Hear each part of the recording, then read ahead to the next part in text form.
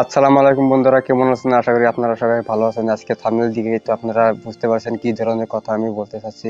আপনারা হয়তো জানেন জানুয়ারিতে একটা মনিটাইজ নিয়ে একটা আপডেট ছিল। এখানে কিন্তু আমার স্ক্রিনশটে লিখে আছে আপনি কিন্তু আপ টু ডেট নাই। এখানে যদি আপনি আপ টু ডেট যদি না থাকেন তাহলে কিন্তু আপনার মনিটাইজেশন কিন্তু ডিসেবল করে দিব। কিন্তু আমার চ্যানেলটা কিন্তু এরকম প্রবলেম একটা হচ্ছে। তো আপনাদেরকে আমি স্ক্রিনশটটা দেখে দিচ্ছি। আমি আপনাদেরকে একটা কথা জানাতে চাই যে আমার সাথে যেটি ঘটনা হচ্ছে, আমি পরবর্তীতে এরকম আশা করি না যে আপনার সাথে এরকম ঘটনা হোক। তো আমি আপনাদেরকে সাবধান করে দিচ্ছি, এরকম কাজ আপনার জীবনে জন্য করেন না। তো কাজটা হচ্ছে কি, আমার একটা চ্যানেল ছিল, সেখানে সেই চ্যানেলটা কিন্তু আমার মনিটাইজ করে আমি ছেড়ে দিয়েছিলাম। এখানে কিন্তু আমি ভিডিও আপলোড করি না।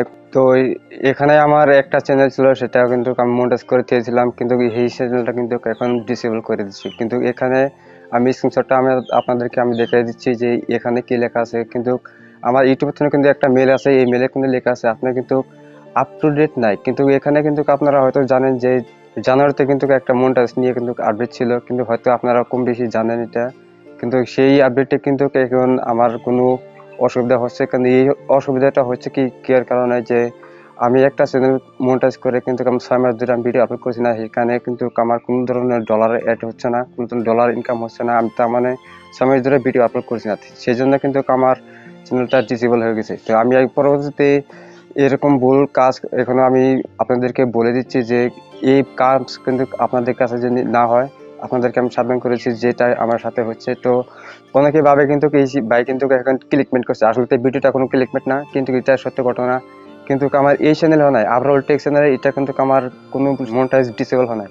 কিন্তু আমার আরেকটা চ্যানেল আছে, সেটা কিন্তু মনিটাইজ করে কিন্তু আমি কোনো ধরনের ভিডিও আপলোড করছি না, সেই চ্যানেল কিন্তু আমার ডিসেবল হয়ে গেছে। তো আমি আপনাদেরকে একটা কথা আমি ক্লিয়ার করে বলে দিচ্ছি, একটা চ্যানেল যদি মনিটাইজ করে যদি চ্যানেলটা ডিসেবল হয়ে যায় তাহলে কতটুকু কষ্ট লাগে। আপনারা হয়তো জানেন একটা চ্যানেল মনিটাইজ করতে কতটুকু কষ্ট লাগে। যে নতুন ক্রিয়েটার যেটা যে চ্যানেলটা মনিটাইজ করেছে নতুন ইউটিউবার, কিন্তু সে কিন্তু বুঝে তো কত কষ্ট লাগে একটা ইউটিউব চ্যানেল মনিটাইজ করতে।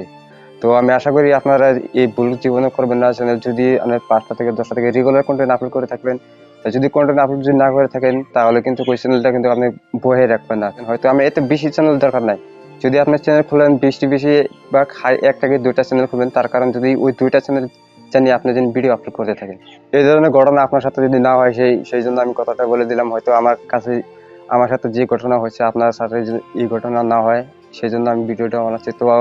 তো আজকে ভিডিও এখানেই শুরু করি। যদি ভিডিওটা ভালো লাগে ভিডিওটা লাইক করে দিবেন, চ্যানেলে নতুন হয়ে থাকলে চ্যানেলটা সাবস্ক্রাইব করে দিবেন।